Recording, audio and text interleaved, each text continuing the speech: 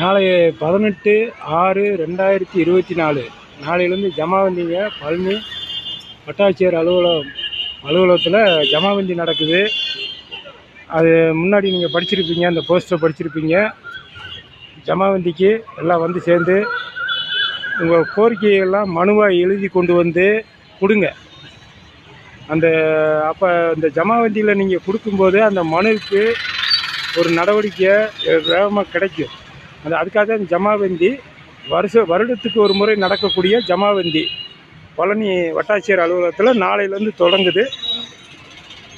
பார்த்துக்குங்க.